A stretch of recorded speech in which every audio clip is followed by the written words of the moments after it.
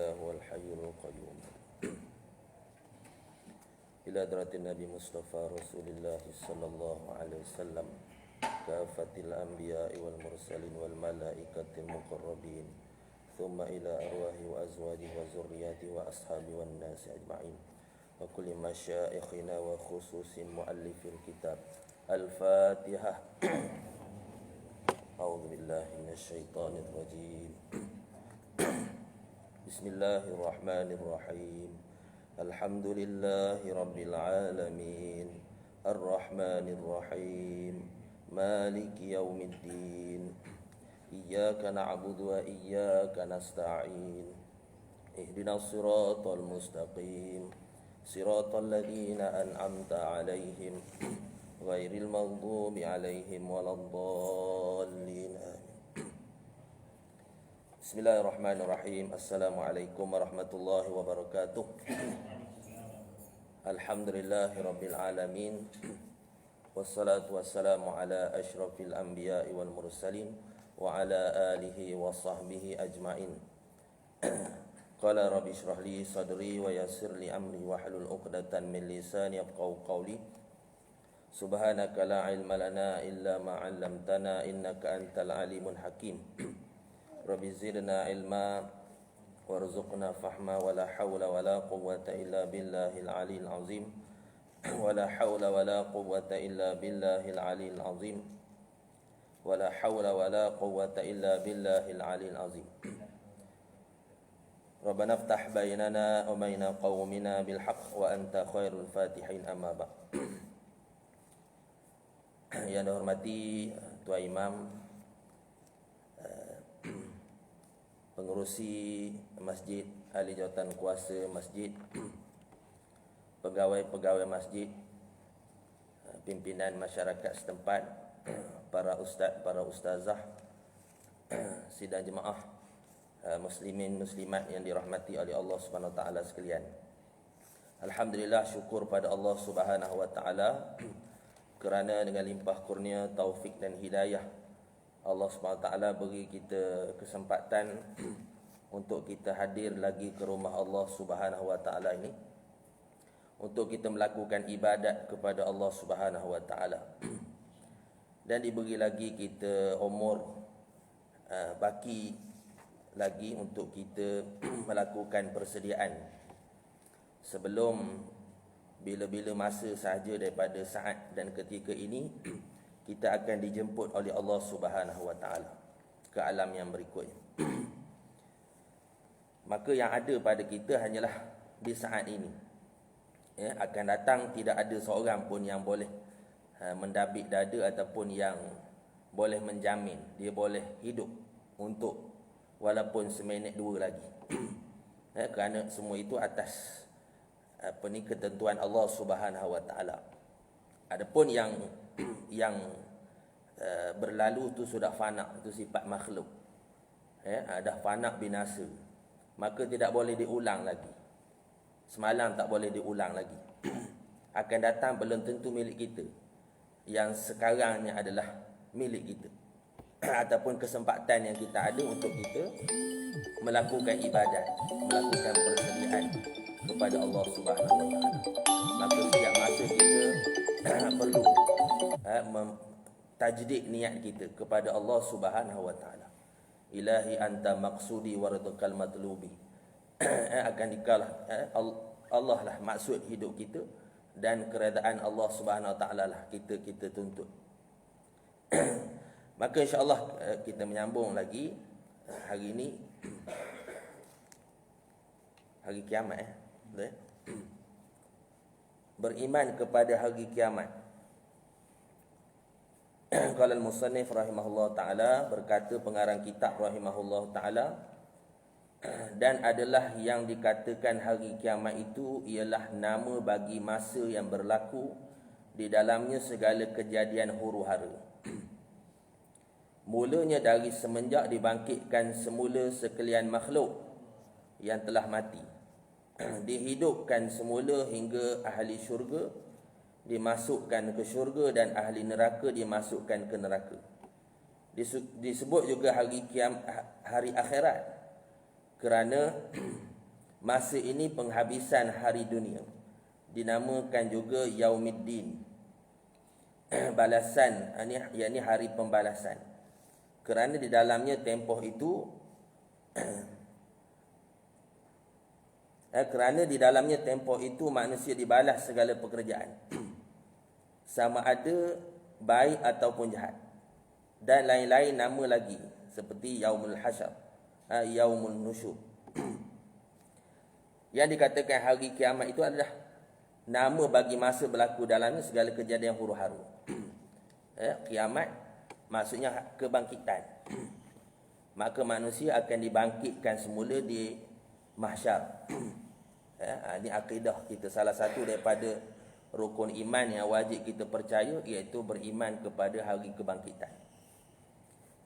Inilah tujuan para Rasul alaihimussalatu wassalam diutuskan kepada manusia, untuk memperingatkan manusia akan hari kebangkitan. Likulli ummatir rasul, tiap-tiap umat itu ada rasul. Rasul-rasul mereka memperingatkan mereka akan hari kemudian.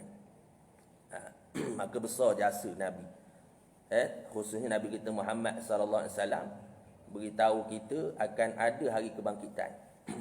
Maka kehidupan kita di atas muka bumi ni berdasarkan pada misi dan visi kita, iaitu hari kebangkitan, hari akhirat. Yang ini bermulanya semenjak daripada dibangkitkan. Kalau cerita-cerita kiamat tu, dia ada bermula daripada sebelum kiamat. Kan ditanya kepada Rasulullah SAW, akhbirni anis sa'ah. Maknanya beritahu aku tentang kiamat itu bila. Bila berlakunya kiamat. Maka Rasulullah SAW menyebut, aku tidak tahu. Allah yang tahu, kan. Kemudian hanya disebut oleh Rasulullah SAW berkenaan dengan tanda kiamat. Tanda-tanda kiamat. Tapi bila berlakunya tak tahu. Cuma Rasulullah menyebut hari Jumaat. Kalau orang tanya kita hari mana? Hari Jumaat. Berapa bulan? Hari Jumaat. Jumaat minggu ke berapa? Jumaat berapa bulan? Hari Jumaat. Orang itu je lah. Jangan lebih-lebih. 12 hari bulan 12 2012. Dah lepas dah, tak berlaku juga kiamat. Berakhirnya kalender golongan maya. Golongan maya habis 2012. Buat filem 2012. Tapi hero tak mati. Kan? Kesudahannya hero tak mati. Ada pula kapal menyelamatkan. Daripada banjir besar.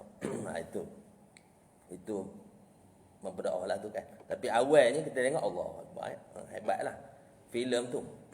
Kalau orang Melayu boleh buat begitu, kan, ini kan cerita tak tentu hala gitu, kan. Tapi kalau boleh buat ilustrasi seperti itu, maksudnya boleh menambah iman kita. Tapi cerita tu dia punya finishing dia tu tak betul lah. Tapi bagus dia punya tu. Keadaan suasana tu, kan. Orang kita beriman, percaya kepada hari kebangkitan, bertambah iman kita. Orang sekarang dia kena gitu, kena bergambar, kena berlukis. Dia tak serupa orang dulu. Dia tak banyak sumber dia, kan. Kan. Jadi semenjak daripada dibangkitkan, itu kalau merujuk kepada hari kiamat. Maka kalau sebab maknanya hari kebangkitan. Tapi dia punya kronologi dia bermula daripada tanda-tanda. Dalam kitab-kitab ada sebut bermula daripada tanda-tanda. Alamatul sughra dan alamatul kubra. Ada alamatul sughra dan ada alamatul kubra. Alamat-alamat kecil dan alamat-alamat besar. Yang Nabi SAW menyebut antara tanda kiamat itu adalah diutuskan aku. Jadi Nabi Muhammad SAW. Yang mana Nabi menyebut jarak aku di antara kiamat setelah aku diutuskan antara jari telunjuk dan jari tengah. Maksudnya masa tu dah semenjak diutus Nabi Muhammad, itulah tanda Nabi ini Nabi akhir zaman. Kesudahan para Nabi. Khatamun Nabi. Kesudahan para Nabi, makna tak adalah lagi Nabi selepas daripada Nabi Muhammad sallallahu alaihi wasallam. Apa ceritanya? Dia ada cerita kronologi dia. Dibangkitkan semula sekalian makhluk setelah mati. Berlaku tiupan sangkakala yang pertama. Ditiup oleh malaikat Israfil. Tiupan sangkakala pertama. Bila tiupnya tak? Ketika berlaku kiamat lah. Ketika berlaku kiamat. Ada ulama kata hak berlaku gempa bumi ni, berlaku ribut taupan ni, malaikat Israfil dia baru bernafas. Wallahu a'lam tu. Tak rujuk lagi tu. Tapi saya dengar. Dia baru bernafas macam kita nak tiup serulin tu kan. Kita kena ambil nafas dulu. Baru berlaku tiupan. Wallahu a'lam. Ustaz jumpa dia punya jumpa dia punya apa ni? Dalil ni kan. Tapi kemuncaknya bukan ada cubaan. Kita tak tahu macam mana tiupan tu. Kalau dia testing tiap-tiap bulan training tu boleh tahan kira. Bulan dengar sikit-sikit. Baru benar? Baru latihan ke apa? Baru latihan niup. Tapi tak kemuncaknya berlaku tiupan sangkakala pertama, maka menghancurkan seluruh alam. Alam ini kan. Kemudian tiupan sangkakala kedua, maka Allah Ta'ala buat alam baru. Projek baru Allah SWT. Bumi, langit, bukit bukar, gunung ganang ni semua binasa. Hancur semua. Itu. Setelah berlaku tiupan sangkakala pertama. Kemudian Allah Ta'ala buat alam baru. Kan? Bumi baru. Yang dipanggil mahsyar. Bumi mahsyar. Sifat dia rata, putih. Ada ulama kata macam dia panasnya bumi mahsyar tu, dia jadi seolah-olah kuning macam roti kena bakar. Maknanya panas. Dia sebut maknanya dengan jarak matahari keadaan neraka yang keadaan mahsyar yang panas tu menyebabkan mahsyar tu sendiri jadi kuning, kekuningan. Seolah-olah seperti roti yang dibakar, roti lepas bakar. Asalnya putih. Begitu. Bumi yang baru, projek baru Allah Subhanahu Wa Taala. Alam ni, bumi kita ni hancur binasa semua. Dihidupkan semula hingga ahli syurga masuk ke syurga dan ahli neraka masuk ke neraka. Fariqum fil jannah wa fariqum fis sa'ir. Sebahagian akan masuk ke syurga dan sebahagian akan masuk ke neraka. Itu kesudahan. Itu misi-visi kita sebenarnya, bukan parah. Mana dapat ada kereta besar cukup dah.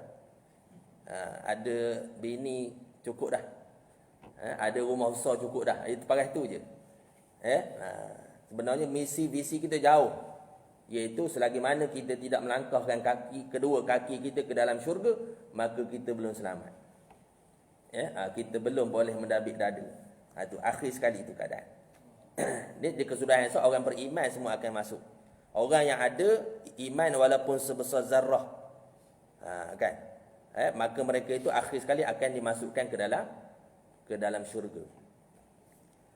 Sehingga disebut di akhirat nanti tak ada kematian, tak ada mati lah. Allah SWT menjadikan mati ni, itu benda-benda ghaib, benda sam'iyah, benda yang kita tak nampak jisimnya atas muka bumi ni, Allah Ta'ala jadikan jisim, berjisim di akhirat. Antaranya iaitu kematian. Kematian. Kesudahan kematian. Allah Ta'ala jadikan mati ni seperti seekor kibas. Lalu dia perintahkan disembelih mati ni di antara syurga dan neraka. Kan? Menunjukkan simbolik tak ada kematian dah. Bila sembelih mati ni maka tak ada matilah. Sifat hidup kita atas dunia ni ada mati. Kan? Itu sifat hidup. Sama juga sifat alam ni ada kematian. Ada pengakhiran. Kita pun ada pengakhiran. Kullu nafsin za'iqatul maut. Tiap-tiap diri itu pasti akan merasai kematian. Alam ni pun ada kesudahan dia. Tapi akhirat esok tak ada. Kan? Itu maknanya simbolik lah. Ataupun gimmick. Macam kita nak melancar bangunan baru, dia ada gimmick dia. Potong ribbon lah macam-macam kan. Tapi akhirat bila disembelih kematian itu, maka tidak ada lagi kematian. Disebut juga hari akhirat itu kerana masa ini penghabisan hari dunia, dinamakan juga Yaumiddin. Banyak nama lagi.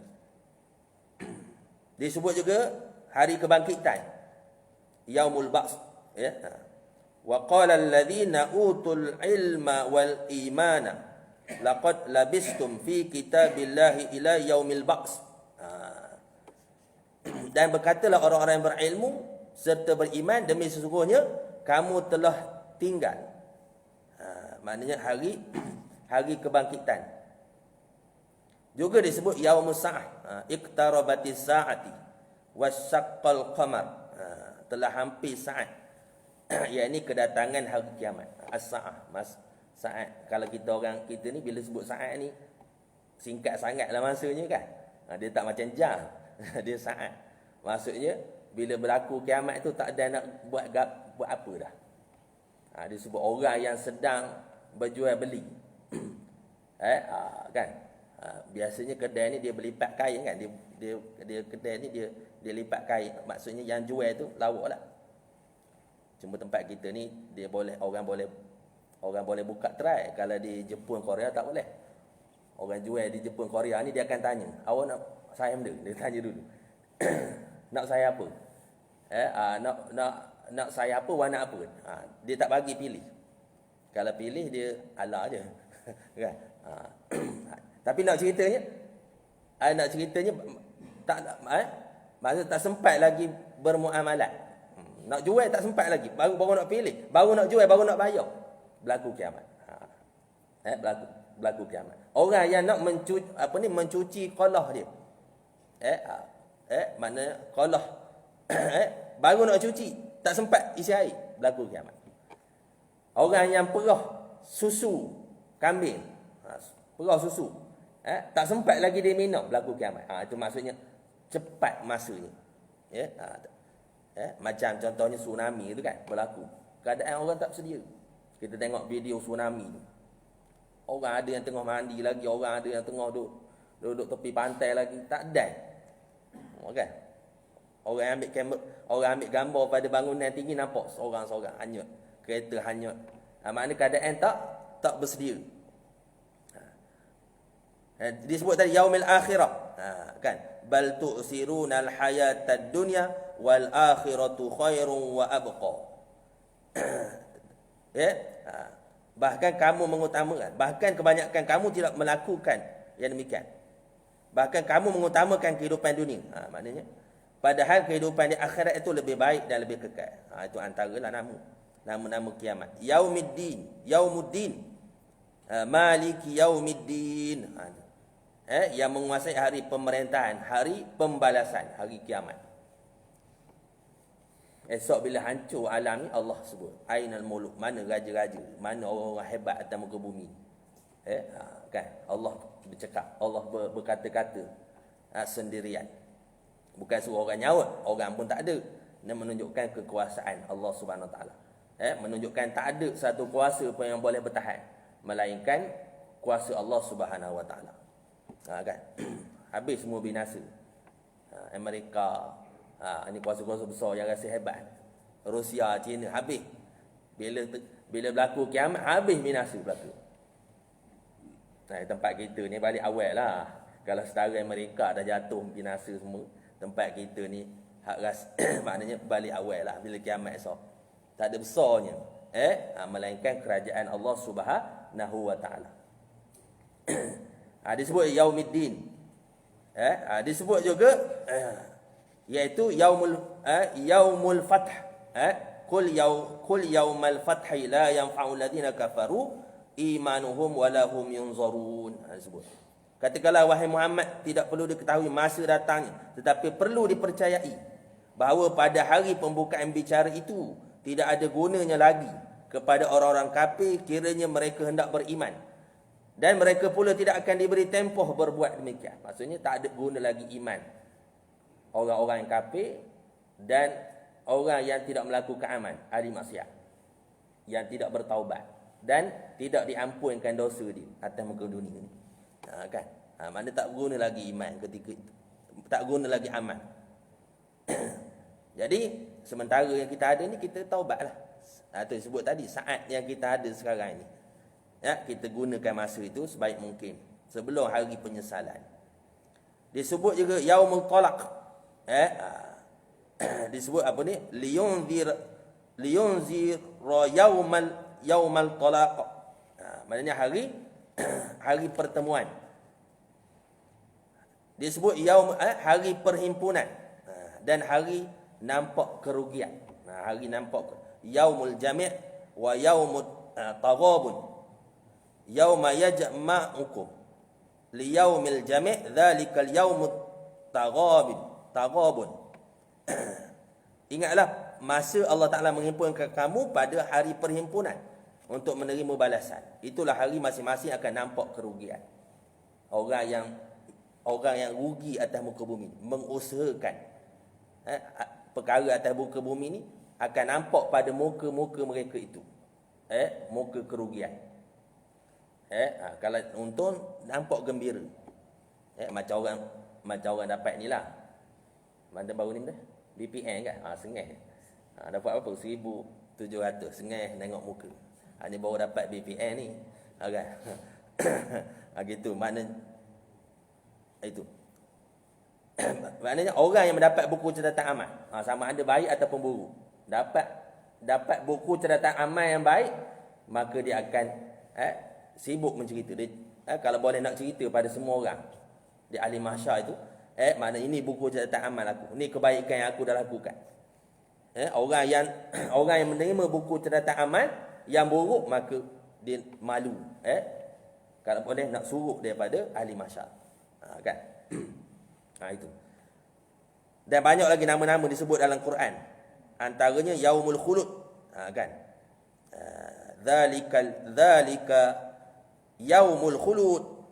Tu disebut masuk kamu ke dalam syurga dengan selamat. Ini hari ini ialah hari mulanya kehidupan yang kekal, mana kekal abadi selama-lamanya. Orang yang masuk orang kafir dan munafik kekal selama-lamanya. Khalidina fiha abada. Orang yang beriman kekal selama-lama dalam syurga. Dalam syurga kan? Di akhirat esok. Selama-lamanya. Bila mati tadi, dia berlaku gimmick tadi, penyembelihan kibas tadi, orang syurga dia ingatkan dia dapat nikmat sementara je. Macam atas dunia kan, dia dapat nikmat kesenangan. Tiba-tiba ada mati. Rupanya bangkit pula di akhirat. Jadi ahli syurga dia akan rasa, dia kata kan, ahli syurga dia akan rasa alhamdulillah. Maknanya kami ingat kami akan mati. Rupanya nikmat ni berkekalan bagi kami. Ahli neraka dia kata celakalah kami. Kami ingat kami akan mati selepas ini. Rupanya mati tak ada dah.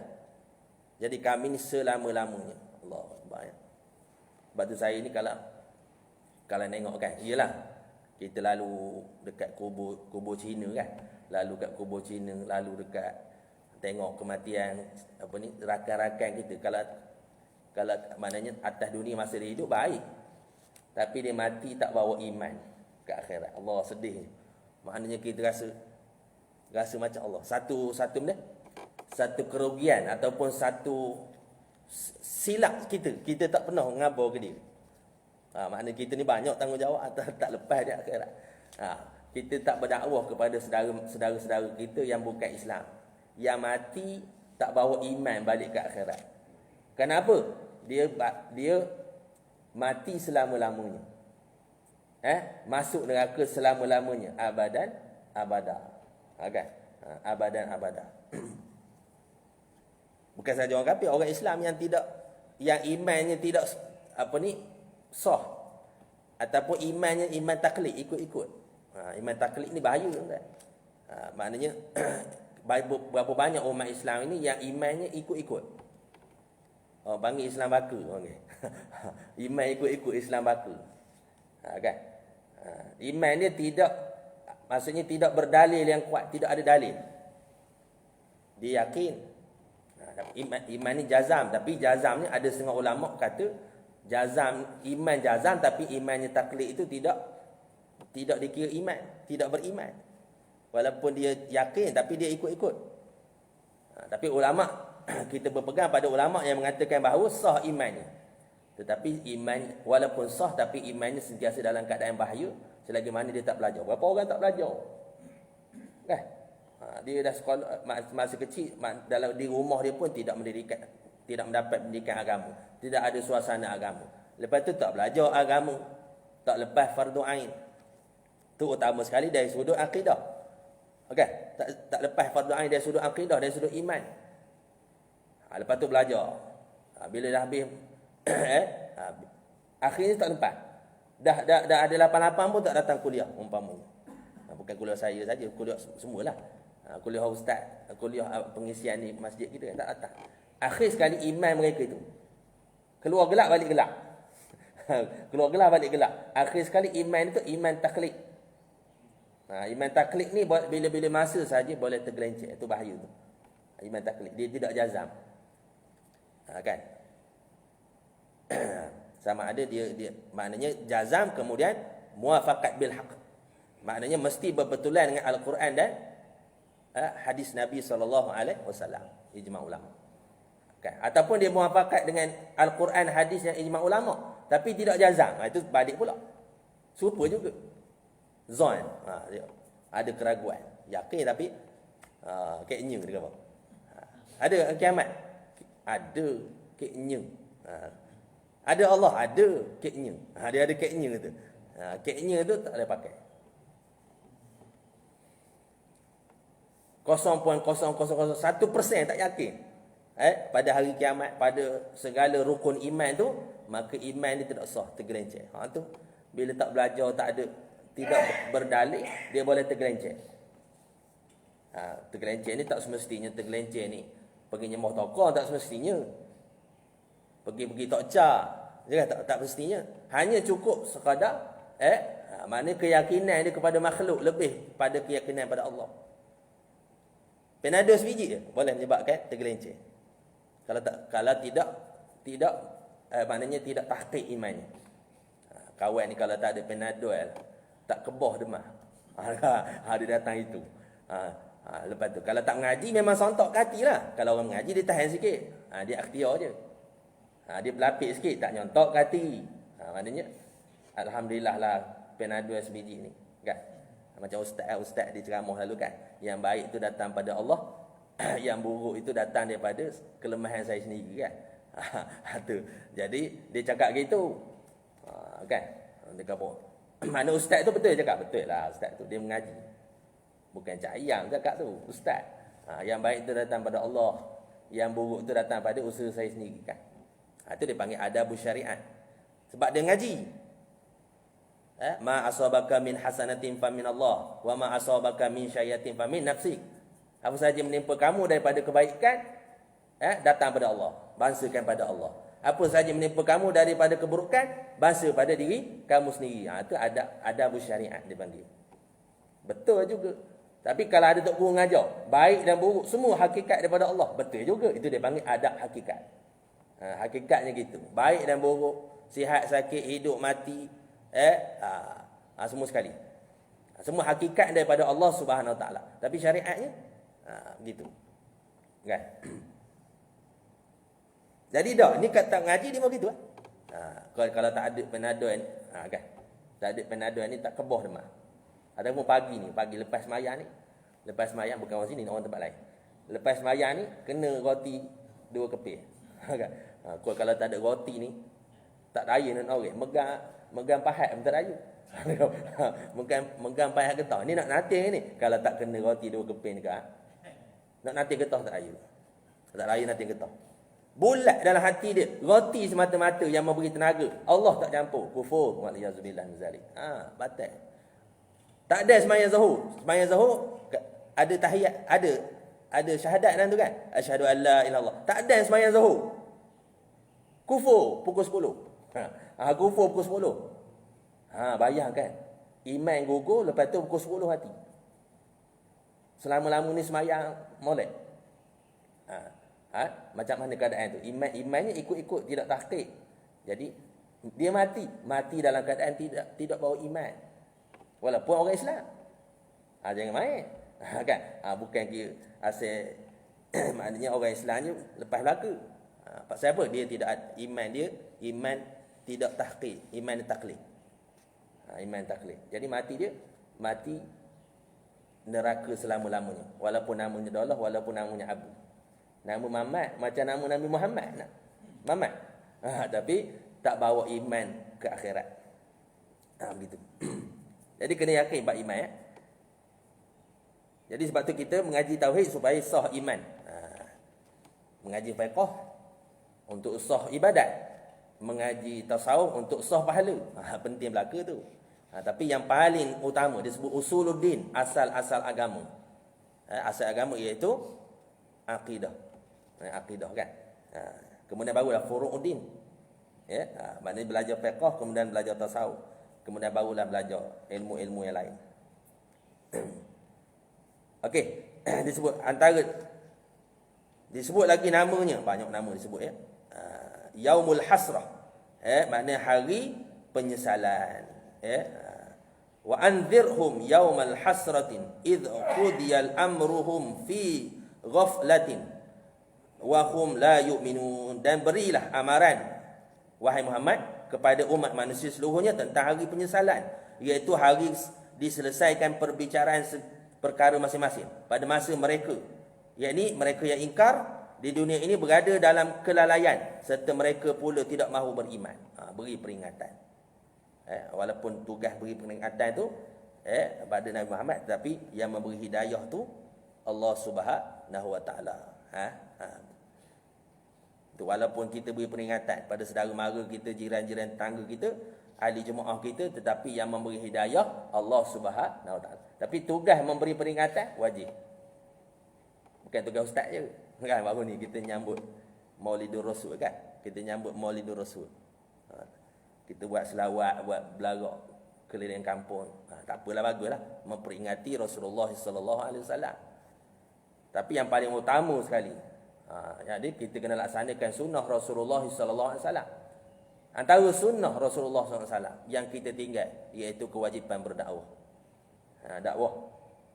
Kena maknanya mengajak orang kepada kebaikan dan mencegah kemungkaran. Itu kewajipan kita. Hari ni kerja tu jadi kerja eksklusif. Kerja para ustaz. Kerja para ustaz, kerja kumpulan-kumpulan tertentu ataupun kerja persatuan-persatuan tertentu. Jadi kerja dakwah bukan kerja persatuan, bukan kerja eksklusif. Kerja dakwah adalah kerja seluruh umat Islam. Kuntum khairu ummatin ukhrijat lin-nas ta'muruna bil ma'ruf wa tanhauna 'anil munkar. Tapi orang sini bagus, dia balikkan dia buat kuliah pula di rumah. Dia ada kuliah. Bilang-bilang rumah ada kuliah.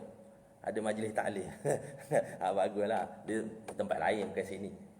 Kan? Tapi kalau rasa tak laki rasanya bawa belakang anak bini ke masjid. Pakai kereta besar menjala di rumah kan. Pakai benda bel fire. Lepas tu bawa ke masjid seorang je lah, tak padang lalu pakai bel fire. Dia kalau pakai bel fire angkut belaka dalam tu. Ada 8 orang boleh muat dalam tu kan. Angkut belaka di rumah. Yang ada di rumah tu angkut ke masjid. Kalau boleh rasa boleh buat kuliah pula di rumah, boleh tu pula. Buat dalam rumah. Tak payah bawa ke masjid. Kan? Balighu anni walau ayat, sampai ke walaupun satu ayat. Tapi ustaz kadang-kadang ceramah sejam 2 jam kan. Bila tanya orang rumah, tanya di rumah. Ini kuliah ni benda hari ni. Benda ceritanya. Entahlah dia. Dia kata, entahlah. Berjam ustaz tu ceramah. Buih mulut. Kering-kering tekak. Ceramah. Balik ke rumah entahlah. Ceramah ke rumah. Kurang-kurang 10 minit lekat juga. Sikit-sikit kan. Takkan daripada sejam tu 10 minit tak lekat. Kita pagi ni memang setengah jamnya kuliah cepat. Cepat sangat ustaz. Hak kuliah ustaz malam tu sejam. Sejam lebih ada masa dah. Takkanlah 10 minit tak ingat lalu. Jadi itu satu kerja. Kita menyampaikan tentang hari kiamat, maknanya datanglah ke masjid. Maknanya kita ni bila-bila masa saja akan mati. Banyak lagi lah disebut. Antara disebut Yaumut Tanad, iaitu hari terpekik, memanggil, semua manusia memanggil. Kemudian banyak lagi. Antara nama-nama Al-Ghashiyah, antaranya yang kita surah Al-Ghashiyah. Hal ataka hadisul Ghashiyah, sudahkah sampai kepadamu perihal hari kiamat dan yang huru-haranya meliputi. Al-Ghashiyah yang meliputi hari kiamat. Maksudnya Al-Ghashiyah yang meliputi orang tak boleh lari dah. Bila kiamat tu tak boleh lari dah. Kalau masuk neraka tu tak boleh lari dah, dia meliputi. Api neraka tu meliputi ahli-ahli neraka tu daripada keluar. Ahli neraka tu nak keluar, tapi tak lepas nak keluar. Dia berpaut pada birai-birai neraka itu, sampai tangannya pun mencair, maka tak lepas nak keluar. Tu ahli neraka tak lepas. Nanti dia akan cerita orang yang terakhir masuk syurga. Ahli neraka kesudahan yang terakhir sekali masuk syurga. Dia merangkak keluar. Itu cerita esoklah akan datang. Itu. Maka termasuk dalam kiamat itu segala huru-hara yang akan berlaku seperti dihimpunkan manusia di padang mahsyar. Dikira dan ditimbang segala amalan di dunia. Hisab di mizan. Mana semua akan dikira semua sekali. Faman ya'mal misqala dzarratin khairan yarah, wa man ya'mal misqala dzarratin syarran yarah. Walaupun sebesar zarah semua akan dikira di mahsyar, di satu tempat namanya mizan. Satu dipanggil neraca. Neraca. Mizan, timbang semua. Dosa dan pahala timbang. Di kalangan umat Nabi Muhammad yang masuk syurga hanya 70,000 saja. Masuk syurga tanpa hisab.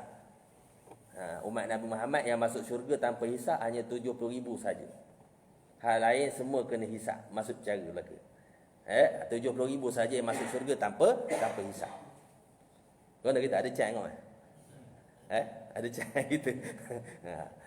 Agak-agak lah jemaah yang hadir pagi ni, dia termasuk dalam 70,000. Okay. Yang tak hadir tu, dia tak termasuk. Agak-agak kita termasuk. Tapi kena cukup syarat lah. Nak masuk dalam 70,000 umat Nabi Muhammad yang masuk syurga tanpa hisab. Yang lain tu akan ada hisab. Mizan akan ditimbang di situ. Kemudian meniti sirat. Dan lain-lain. Bagaimana akan disebut setengah-setengah dahsyatnya huru-hara pada masa itu. Hatta masing-masing tidak kenal mengenal. Anak tidak kenalkan bapa. Suami tidak kenalkan isteri. Dan lain-lain. Tujuan hari ini ialah kerana hendak dijalankan kira-kira dan memutuskan hukum pekerjaan yang dilakukan pada masa hidup di dunia. Lepas itu dapatlah ketentuan hal masing-masing, sama ada ke syurga ataupun neraka. Kesudahan ini dua tempat saja. Fariqun fil jannah wa fariqun fis sa'ir. Sama ada syurga ataupun neraka. Duduk tengah tak ada. Duduk atas pagar tak ada. Atas dunia boleh duduk atas pagar. Kawan mana? Nak ikut Quran ke nak ikut mana jalan syaitan? Atas syurga. Tak ada, kau duduk tengah-tengah je. Kan? Syurga, neraka tak ada. Tak ada duduk tengah-tengah. Dua tempat, syurga ataupun neraka. Tak ada duduk tengah-tengah, duduk berai tak ada. Dia sama ada syurga ataupun neraka. Cukup muat. Neraka kata, adakah lagi bagi aku ahli neraka? Ada lagi, Allah Ta'ala sebut. Neraka sebut pada Allah. Minta lagi. Dah masuk ahli, dah ada ahli neraka. Neraka minta lagi.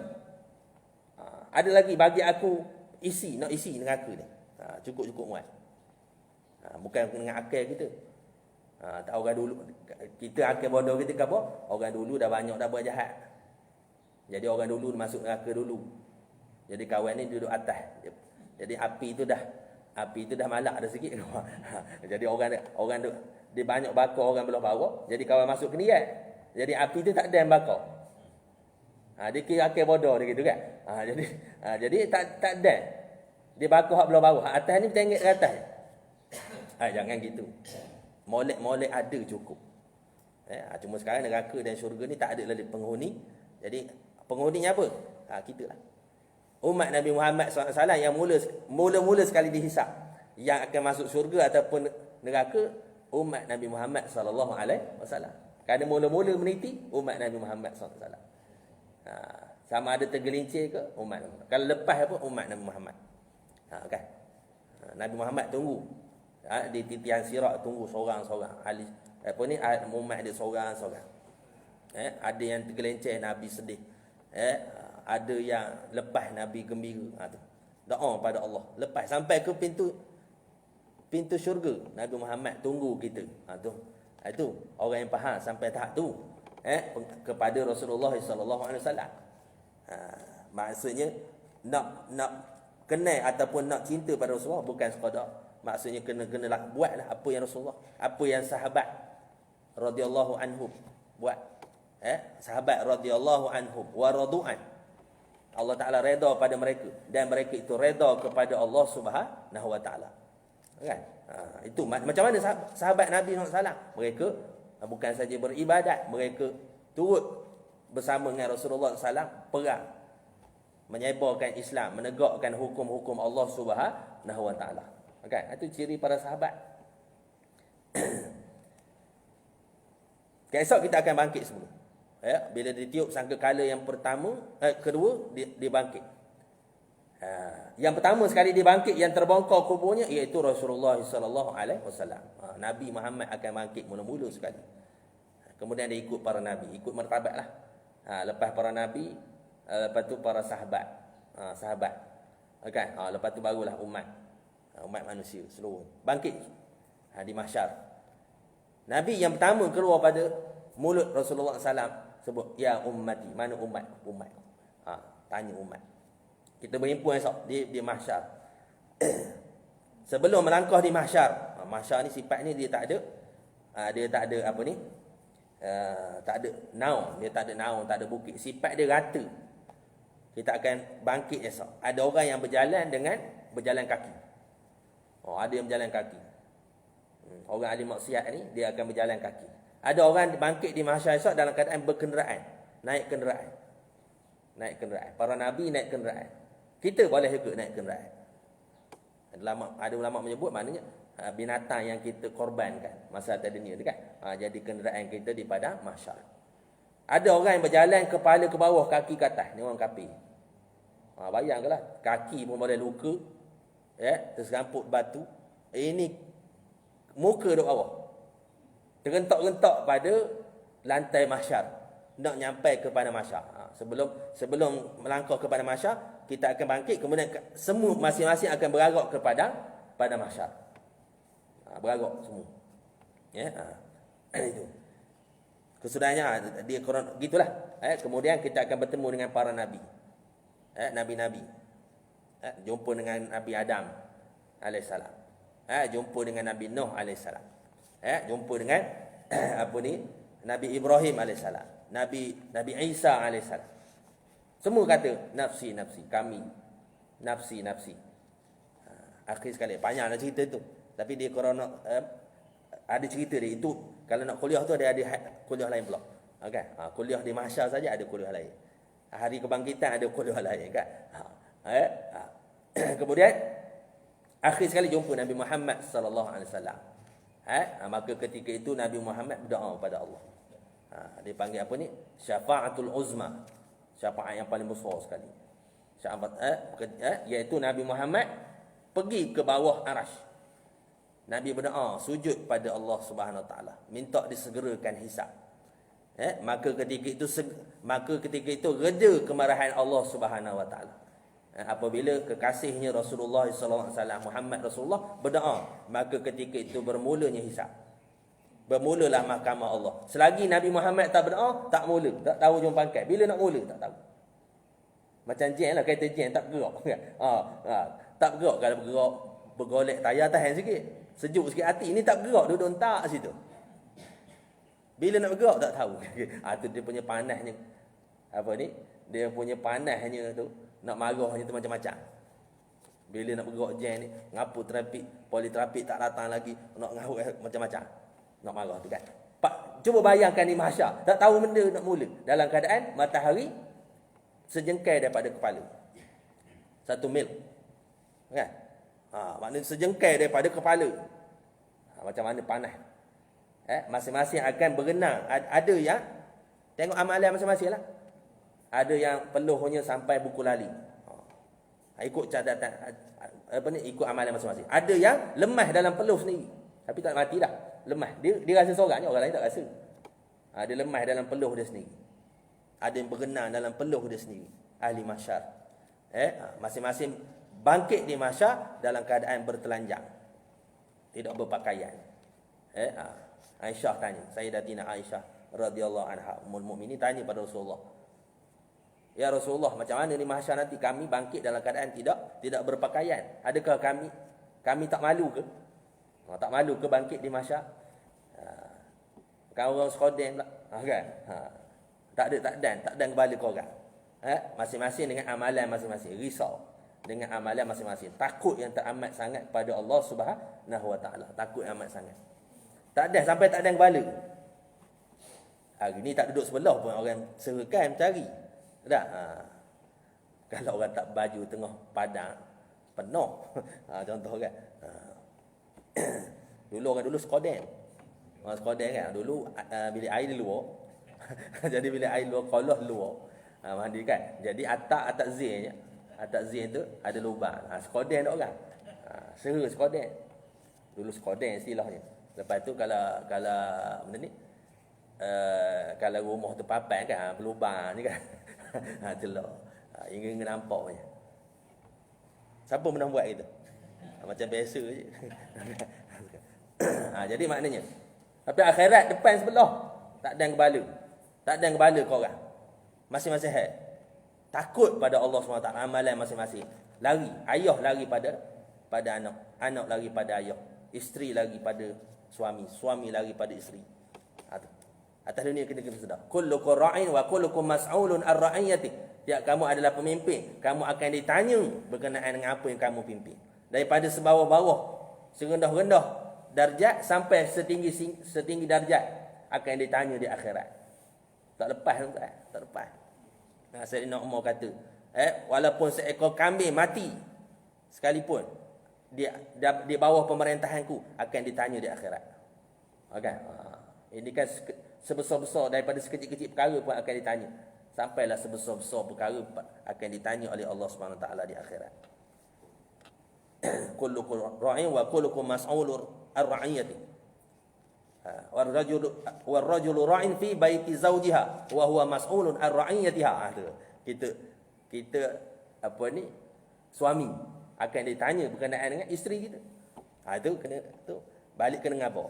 Isteri yang tak bertudung, tak menutup aurat, tak sempurna, kena ngabar pula. Anak-anak yang tak tutup aurat kena ngabar.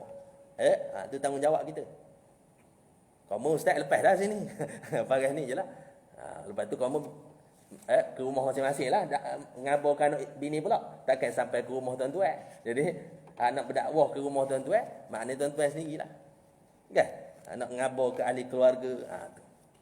Jadi kerja dakwah ni, balik pada tadi, kerja dakwah bukan kerja eksklusif para ustaz ataupun persatuan. Cuma sekarang bila sebut kerja dakwah dipanggil jemaah tabligh. Kan? Sebenarnya jemaah tabligh pun dia tak declare diri dia jemaah tabligh. Dia tak ada dalam ROS. Jemaah tabligh Malaysia. Cuma orang gelar. Orang luar gelar dia jemaah tabligh.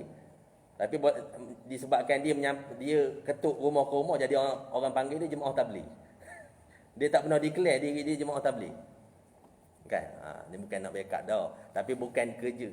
Tapi nak mengucur. Dia datang ke tempat kita, pergi ketuk rumah ke rumah. Kita jiran pun tak pernah tegur kan. Jiran kita sebelah rumah pun tak pernah mengajak datang sembahyang berjemaah. Alhamdulillah lah ada sahabat kita yang tolong lepaskan fardu kifayah kita. Kan? Kan tidak tak lepas kita. Jiran tetangga. 40 kanan, 40 kiri, 40 depan, 40 belakang, semua tanggungjawab kita akan jawab di akhirat. Itulah sebut sedikit. Dan tidak kena bapa tidak kenalkan anak. Anak tidak kenalkan bapa, suami tidak kenalkan isteri dan lain-lain. Jadi Allah Taala tujuannya ini iaitu Allah Taala nak hisap semua sekali dan dia beri hukuman. Dia beri hukuman tu atas adilnya Allah Subhanahu taala. Dimasukkan syurga tu atas rahmat Allah Subhanahu wa taala. Jangan khabar Allah zalim pula. Atas dunia Allah Taala dah beri peringatan, di antaranya rasul, di antaranya para ulama.